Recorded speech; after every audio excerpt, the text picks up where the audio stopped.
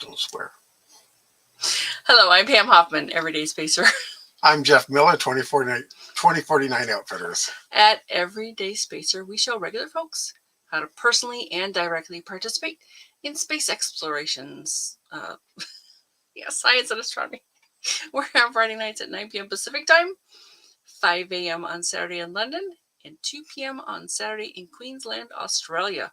We're broadcasting live from Thousand Oaks, California. Tonight, Pam will be doing a profile on Octavia E. Butler. We'll be back in 8.3 seconds.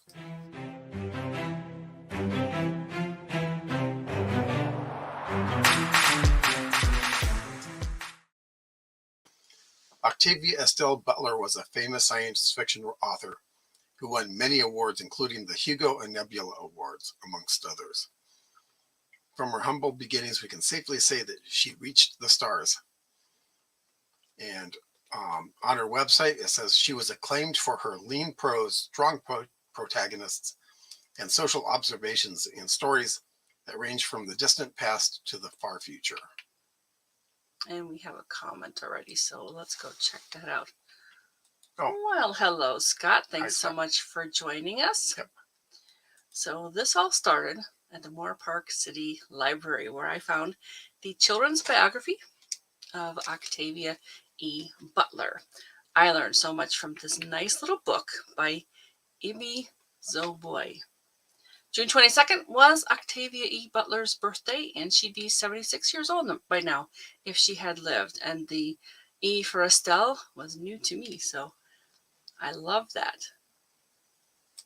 All right, so here's an image of the Moore Park City Library's website. And I really love this place. I try to get a good picture of it, but it's tiny. Sorry about that. Here is the book. A little bit easier to see than the hard copy that I have. Plus, it's right side. It's not backwards. It's not a mirror image. So Ibi Zoboy has also written some other things. And, let's do that. So you can find out more about her and this book and a whole bunch of others that she's done. There it is. All right, so of course you can find more information about Octavia Estelle Butler on the Wikipedia page. So she was actually born kind of in the middle of the Cold War, World War I. There was, I guess, basically right at the end of World War Right at the end of World War I. Two, right? Two. Yes. All right. So. Yes. And of course they talk about her being a science fiction author and recipient of the Hugo and Nebula Awards. And these are actually very, very prestigious awards in the science fiction world. Okay, it's not going to show it. So, yeah, if you've ever heard of them, you probably know something about what these awards are for science fiction authors. She was also the first science fiction author to win this MacArthur Fellowship, also known as Genius Grant, which helped her a lot financially. All right, so she was actually born in Pasadena, California. I knew about Octavia Butler as an author.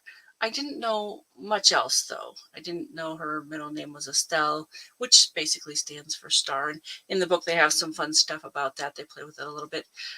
She was raised by her mother basically alone. Her father died when she was very, very little. And she was very bookish, very introverted, and grew to be very, very tall. So she was, bullied a lot. But she basically found her, refuge in books in the library. She began writing as well. She actually submitted some books, some stories to the science fiction, there were different magazines at the time, and she submitted them. I think the first one was when she was 13. And we'll probably see it here. But she was at a community college during the Black Power movement. They delve into some of this political stuff. Again, we didn't really delve into that during this show. So if you want to read it, come over and find her Wikipedia page. And she was encouraged to attend this clearing workshop. You'll probably recognize the name of who encouraged her to do that, because it was none other than Harlan Ellison, a pretty famous science fiction author. yeah, she was selling Or stories. infamous. Infamous, yes. She started. She sold her first stories in the late 70s, and then was sufficiently successful to be able to write full time. So yeah, they weren't. They say they were favorable, had a favorable attention from the public, but she wasn't that well known. Not until after her death. But no, she won some awards. Apparently, this writing is very, very good. I've not read anything by Octavia Butler myself. I've read some short stories. Some short stories. Okay. Because I used to get the compilations of Hugo and Nebula winners. Oh, very cool.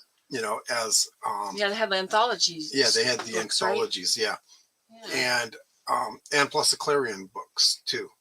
I didn't realize they had those. Okay. Mm-hmm. Okay. Yeah, I've got them somewhere in a box. Yeah, I didn't really hear of Clarion before I did all this work to find out about Octavia herself. And so I haven't read any of her novels because at the time, I mean, this was in the 70s. There weren't explosions. I was looking for either books about explosions or people who were outsmarting the people who would cause explosions. So it just wasn't something that I was reading. But and they do. I like the panel here where they talk about the basics. Born, when, where.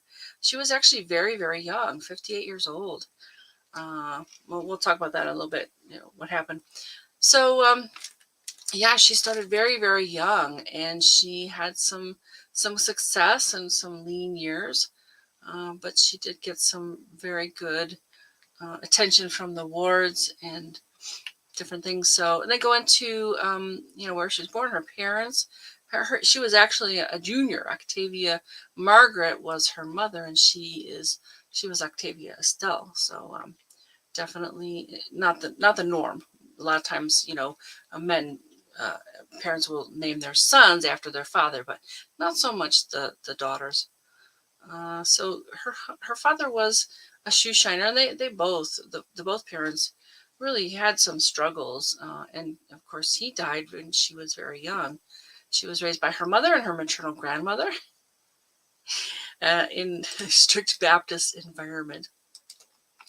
And it's interesting to note that while there was this sort of racial segregation all over in the city of Pasadena, it wasn't quite like that. So she did have some different experiences than other folks did in other places. Yeah, I mean, I grew up in Southern California, and all of that racial stuff was stuff that happened on TV for me. Mm-hmm. I mean, I had buddies of all, shades, I guess you could call it. And it just wasn't a thing in, where I grew up. Yeah. I feel like that in Ohio too. But yeah, you can make of it what you will. Her mother did work as a cleaning person, and was treated poorly. They were made to go into the back door of the house. And we can, cite many, many stories like this, I'm sure. She was very, very shy when she was young, and didn't have a lot of friends, apparently. Slightly dyslexic, which, they thought she was slow. And she kind of thought that of herself as well. As you can see here, ugly, stupid, clumsy, socially hopeless. But I don't think she is. I have some video here because I wanted to actually hear her. And certainly she was around long enough to get on video and famous enough. So there it is. Yeah, she spent a lot of time at the library and wrote extensively in her big pink notebook. I love that. Hey, Janie Becker. Hey, Janie. Always amazed by moms naming daughters the same name. I always enjoy your interesting profiles. I'm a people watcher. I can totally believe that. Yeah, we really learn a lot when we do these profiles. And I really, really enjoy learning more about the different people that are basically in our world. All right, so let's see. Oh, hey, Cliff. Welcome. Hi, Cliff. Glad you could join us. Yeah.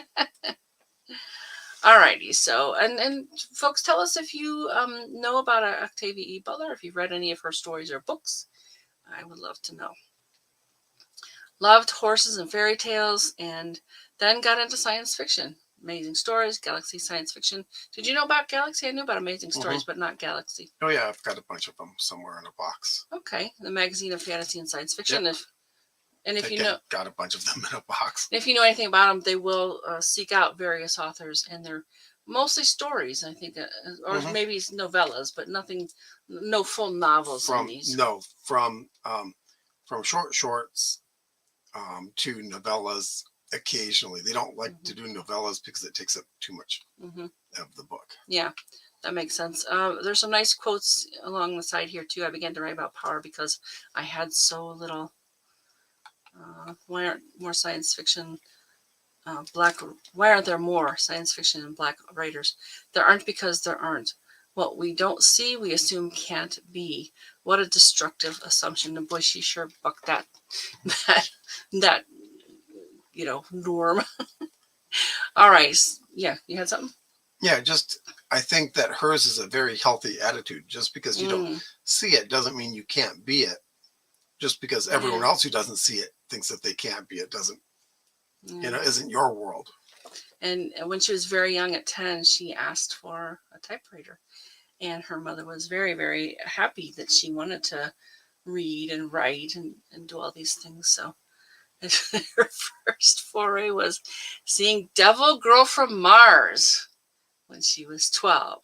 And her thinking was, well, I can write better than that, which I'm sure she was right. Well, a trained monkey could write better than that. I mean, yeah, that's pretty bad. Yeah, 1954. That was a date night movie. I see.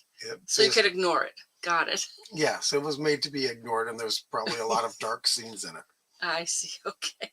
Oh, dark as in not very much light to. Got it. All right. So anyway, she basically didn't really realize that you can't be a writer if you're a black female, basically. So yeah. In fact, she did get from her aunt Negos can't be writers, but she persevered in her desire to publish a story and even asked her junior high school science teacher, William Pfaff, to type the first manuscript she submitted to a science fiction magazine. How wonderful. All right. Yeah, and it's nice that he actually did it. Yes, very nice. So that's a teacher. There's good people everywhere. All right. So it goes on to talk about her schooling, and you can certainly read that for yourself. And she actually won this. This is kind of interesting. As a freshman at PCC, Pasadena City College. Oh, we've been there. She won a college-wide short story contest, earning her first income as a writer, $15. And $15 back then would have been pretty significant. Not a month's wage, but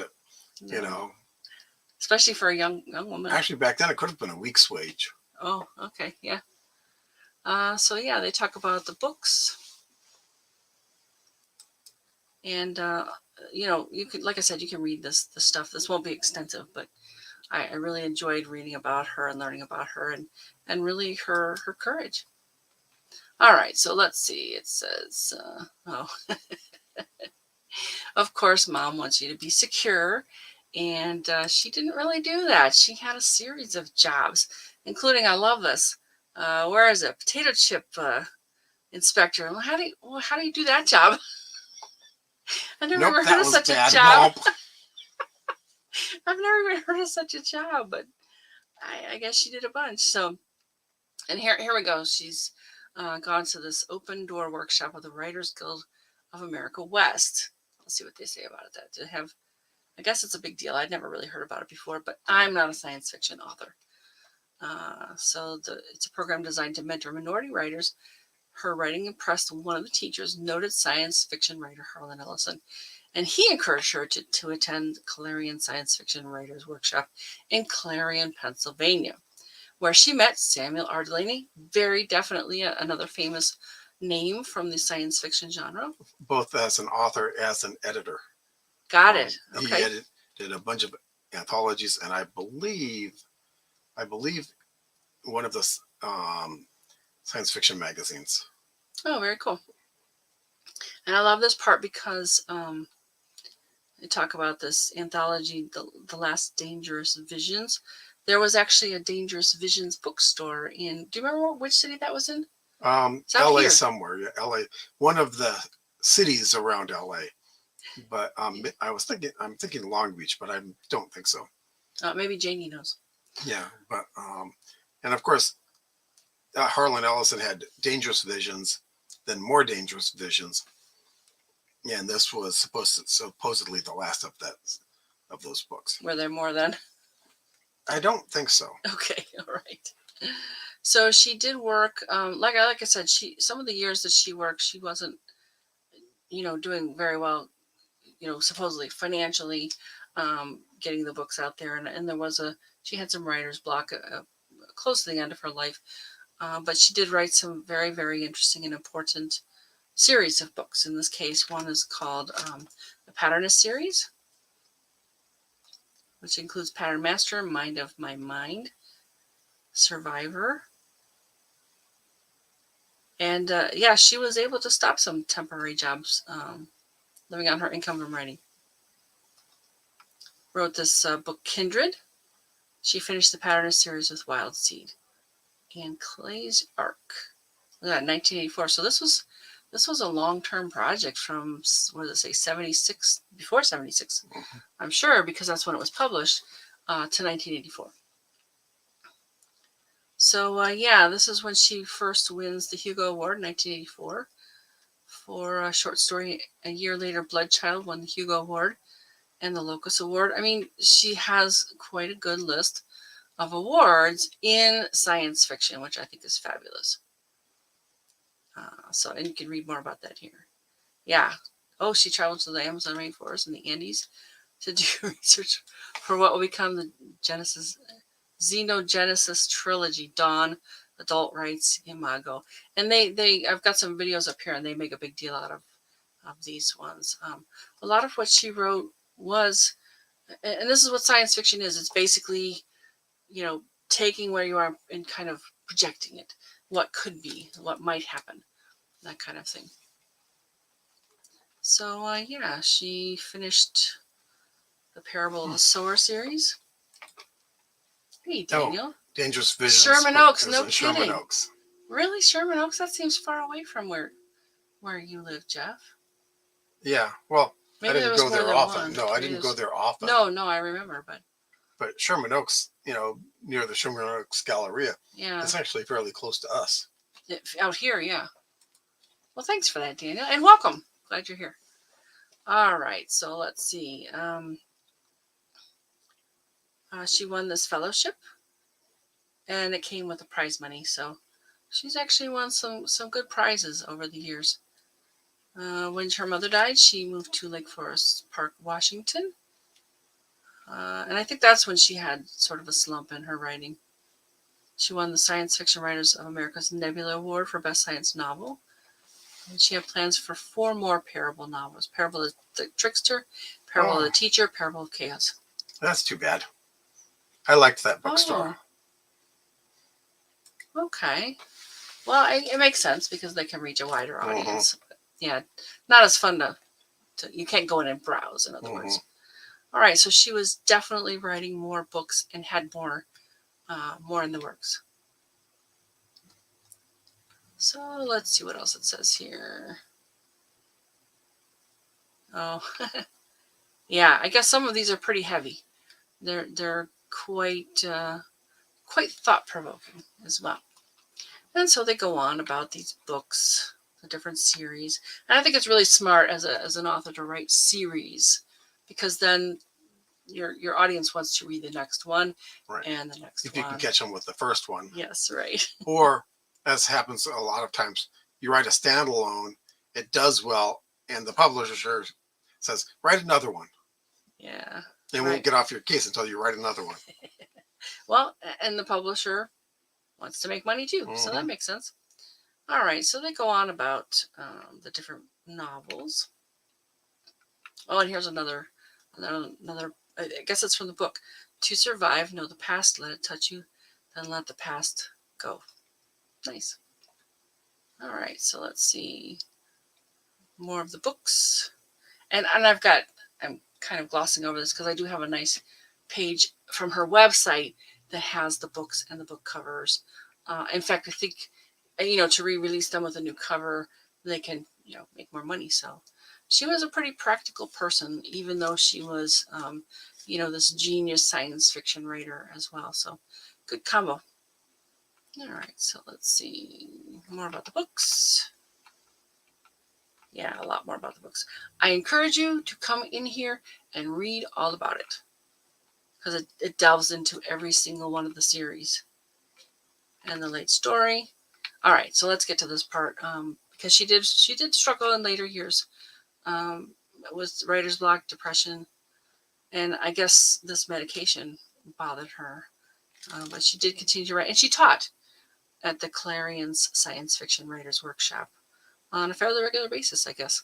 And that would have been a great source of income for her, as well as getting out of her comfort zone and be with other people, that kind of thing. This is kind of cool. She was inducted into Chicago's State University's International Black Writers Hall of Fame. She actually did die pretty early in 2006. So, contemporary of all of us. She was only 58, though. But apparently she fell. Well, and I saw another place that she died of a stroke. So. Yeah, that's what it says here. And maybe it was the stroke that made her fall. That, if she might have survived the stroke, normally it was the fall that got her. Yeah, so. And the stroke could have been caused by the blood pressure medication. But. Yeah, right. So I really like this part here. She maintained a long-standing relationship with the Huntington Library and bequeathed her papers, including manuscripts, correspondence, school papers, notebooks, and photographs, to the library in her will.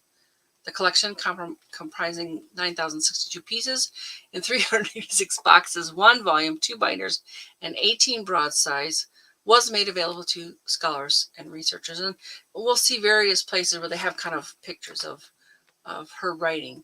And I always love it to see, the handwriting of the people. I mean, even like recipe cards or from your grandmother.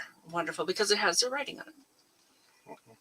All right, so what do they say here about this part? I think I'm going to let you read this part because we got a number of pages to get to. And I think they delve it. Yeah, future. Remember, we had a whole show about futurism and retro future. Anyway, she was part of the start of this Afrofuturism. Pretty interesting. Yeah. Yes, Jamie absolutely. Said she left early, grateful for Huntington Library collection. Wow. Yeah, she would have been 76 yesterday if she had survived. Let's see what they say here. What that is central to what you want to say about race. Do I want to say something central about race aside from, hey, we're here? Pretty good attitude, I think. She didn't really let it get in her way, which is great. All right, so yeah, they talk about critical stuff. Sometimes when the critics are, hard on people, those are the best ones to go and do. Like movies, I'm thinking of movies. Sometimes you'll get a critic who just really beats up a movie, but it's a really good movie anyway. So I don't really care about that. But you use them for if they're consistently wrong about the movies you'll use it for that too. Yeah, Siskel and Ebert. If they hated a movie, I would listen to why, and it's generally would be like, I've got to see that one. Oh, this is interesting too. She began reading science fiction at a young age, but quickly became disenchanted by the genre's unimaginative portrayal of ethnicity and class, as well as by its lack of noteworthy female protagonists. So she went out. Well, here's the thing. They were written by young white guys who would rather read and write than meet females or meet anyone else. So they had no idea about ethnicity or... Quite possibly, yeah. Yeah. All right, so anything else in here? Yeah, here's a big list of the awards. Look at this. Creative Arts, Hugo, Nebula, Locus, Hugo. So it just goes on and on and on. This is a really big list here. Some of the other ones weren't anywhere near this. The International Astronomical Union named a mountain on Charon. Moon of Pluto. Yep. Yeah. I love it. Oh, there was a Google Doodle. I didn't see that. Oh, they're not going to show us. Okay. So let's see. I just love this. This is wonderful to have this many accolades for Octavia Butler. And then there's some stuff about scholarships. Oh no, these are memorial scholarships. I really didn't delve into this because I wanted to know some of the basics about Ms. Butler. So that's what I looked at. Oh, that's cool. Yeah, good. All right. You can see the books, novels, short stories, essays and speeches, incomplete work. And I'm going to go ahead and move on. Of course, you can, whoops, hello. You can find Britannica, information about her too. There's some good pictures around. I have a whole bunch of them here too. Basically, kind of talks about the same sort of thing, slightly different format, and they probably have a few more things that the other one doesn't. But I didn't really delve into this one very much. Here is her website, though. How wonderful is this? So it has a bunch of the covers of her books. And you can see the different, like these are, let's see, this, I think this is part of the same series. Official site of Octavia E. Butler. And it's actually octaviabutler.com. So go ahead and check that out. And I guess some of the new, some of the stories are being made into movies and stuff or shows. I didn't really delve into this part either. So if this is the sort of thing you like, absolutely come and check it out. All right. Oh, here we go. Here's some of the stuff that's in her own hand, in her, and the typewriter and all of her, all of her fixes. Very cool. And she definitely dreamed, I will buy a beautiful home in an excellent neighborhood. They did talk about a lot of that. She very definitely was a dreamer. And there's some more about her here. Some great pictures. Same website. That's just another. Yeah, this is her website too. OctaviaButler.com is just another page in it. I had them all open, so it'll be easier to. Isn't she beautiful? I love this. Talks about a lot of the same things that we've already said. And this is a kind of a short list, I think. Kind of wish they had the longer list from the Wikipedia page. Yeah. Because there was a lot more than that. I knew there was. I'm looking at this and I'm like, oh, I guess it's not that long, but it is long. And another page in her website. And it's a little bit easier to see these covers. And you'll see some of the same titles over and over again. Like I said, this was to increase sales. Yeah, we saw, I think it's like almost an hour long interview where she talked about, she mentioned that they would keep changing the covers just to keep it on the shelves at bookstores. Right. So yeah, these are, I think you can kind of tell the different generations of images for her books. But I think these are all different titles here. Yeah. Yeah, they are. Yeah. So, but there's Kindred again, right? Is it Kindred? Nope. These are different too. Mm-hmm. Parable of Sower, Kindred. So I absolutely want to go and find these books and read them now. Yep. There's Kindred again. So they were very smart, Imago. I think they do have all of the titles listed here, though, even though there's some repeats. If you want to collect them all, kind of thing. These are all here. Hattermaster. Oh. Yeah. Janie, way cool, amazing woman I never heard of. Right? Beautiful covers. Yep. Oh, we've known about Octavia Butler for a very long time. I mean, she's a major science fiction author. Yeah, I've seen her at science fiction conventions because I used to go to them. Oh, but okay. I've never actually met her. Yeah. Still, that'd be pretty cool. Yeah. And this was like her last book. It's actually about a vampire. So that's kind of interesting. A little bit different. And it's probably got the same kind of science But I'll bet fiction. you the vampire does not sparkle. I'll bet you the vampire does not sparkle, yes. All right, so that's it for that. Let's see what else we have here. Just another National Women's History Museum, another page. And it's neat because this Emma Rothberg wrote about her from this, let's see, U.S. Supreme Court Justice Ruth Bader Ginsburg, pre-doctoral fellow in gender studies. So she wrote this article about Ms. Butler. Nice little picture. More great stuff. And I read this one, and it's very much what we've already talked about, what we know about from the wiki and so forth. But it's a nice review. All right. So, and then you can certainly learn about other ones here.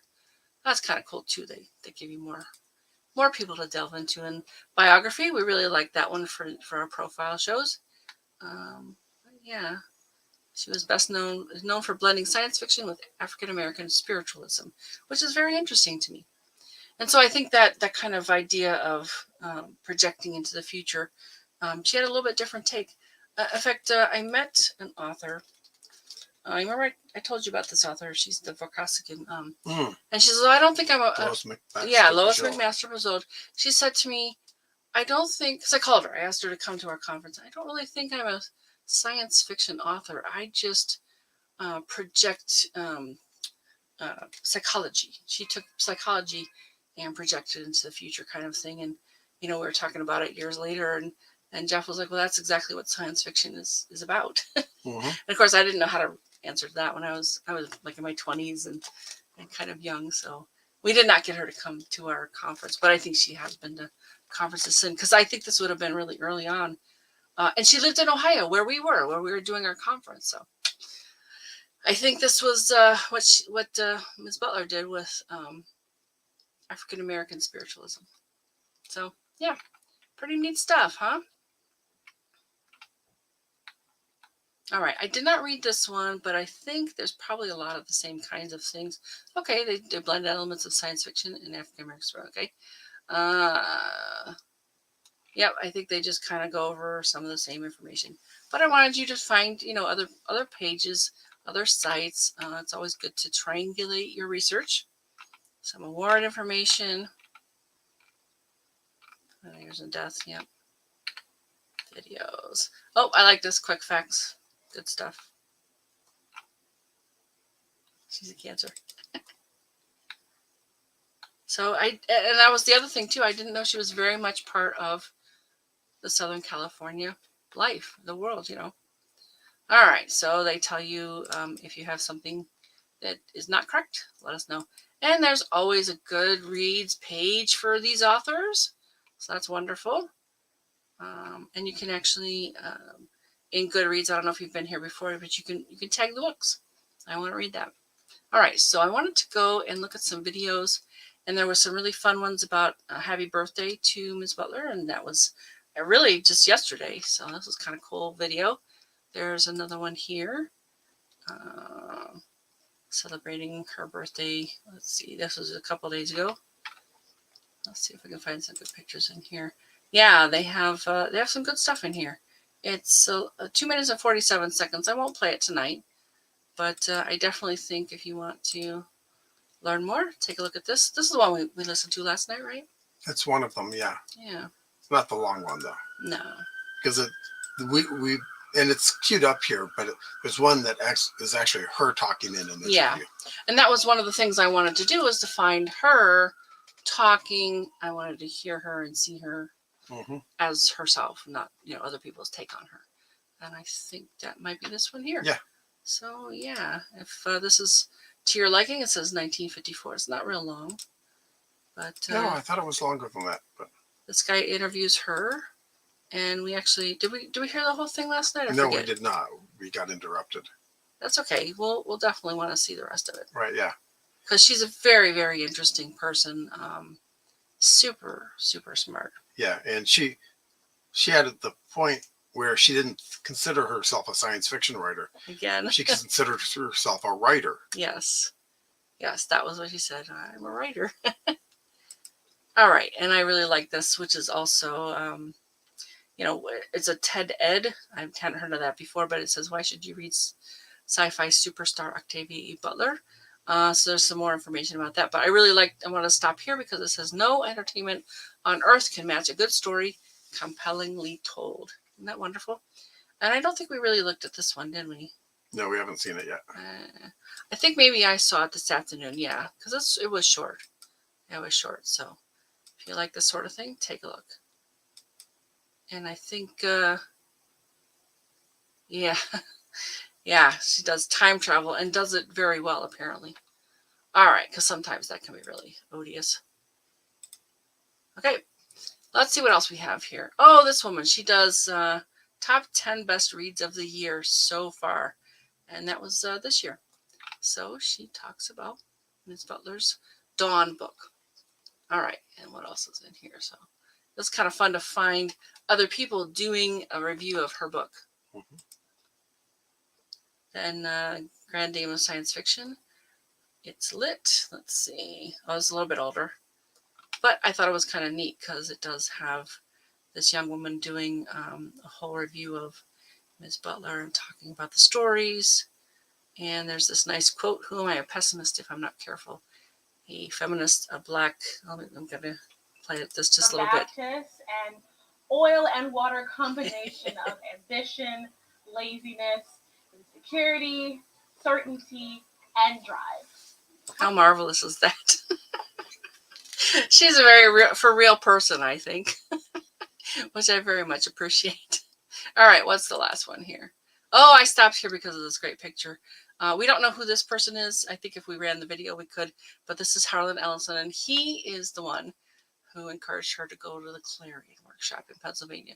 And you can see here, she's pretty tall, which is actually, Harlan's pretty short. So. Oh yeah, he is. He was a midget. Yeah. Not technically. No, I think he's a little shorter than I am because I actually did meet Harlan. All right, so let's see. Anyone who's met Harlan remembers Harlan. Yes, of course. Oh, and this is a little older, 2 years ago. Remembering Octavia, Butler, black sci-fi writer, shares cautionary tales in Unearthed 2005 interview. So this one's 15 minutes, and I think this is from Democracy Now. This is kind of an interesting organization. I haven't listened to the whole thing, but I did hear part of this one. I think they actually have some of her. Oh, maybe not. Anyway, I would say if you are interested in learning more, come here too. Okay, that's what I have for right now. Thanks, Jeff. Mm-hmm. And where are we? I think we're here. Some stellar events this week. June 23rd through June 30th. June 24th is Field Day. Daniels has mentioned this before. Amateur Radio Field Day is this weekend. Yep. And last year, Yoshio sent us to a website, sent us a URL. And this is where you can actually go and find out where you can find the Field Day folks. Field Day is basically when the amateur radio operators get together and set up so that they are not, they're not connected to their homes. They're not connected to any power sources, but what they can carry out to the field, hence Field Day. And they operate and they talk to each other. It's sort of a emergency preparedness kind of a exercise. So they do it every year. They've been preppers for decades. Insofar as communications go. And very often when there is no other communication, the hams come through for firefighters and different things. And I'm sure Daniel even knows more stories than I do. So June 26th, first quarter moon, and the moon is on the equator. June 28th, the moon is at descending node. June 30th is our Friday night show again, and we're doing something more crunchy. So stick around to learn what we picked. You may recall last week, AC was like, do more crunchy things. So yeah. Find us Fridays at 9 p.m. Pacific time on the Everyday Spacer Facebook page and the Everyday Spacer YouTube channel. If you or someone you know has done something interesting involving space exploration, science, astronomy, like that, we'd love to share our live. Join us again next Friday, June 30th. Jeff is delving into several topics of interest right now, like Starlink 2, which is not as bright as Starlink 1. And the significance of that is that these massive networks of satellites won't interfere as much with observing as the first salvos did. So anything else from you? Not at the moment. And I haven't seen more comments. Yeah. Thanks so much for joining us, everyone. Yeah, I found a bunch of articles that looked interesting to me since I like the crunchy stuff. And so I figured I'd dive into them. At least the Starlink one, there's a few more if we have time, I'll get to them. And Great. oh, Yeah, I Janie, like I was going to flash it, but go ahead. go ahead. All right. So, Janie Becker, thank you so much for that. We love you too. Have a wonderful weekend as well. So, thanks to Janie and Daniel and Cliff and Scott. We are so glad that you are here with us. We love our regulars. Mhm. All right, folks. We will continue Oh. to watch. Oh, we got another one? Cliff. Oh, yeah. Yeah, see you next week, Cliff. All righty. Have a great week. Good night. Good night.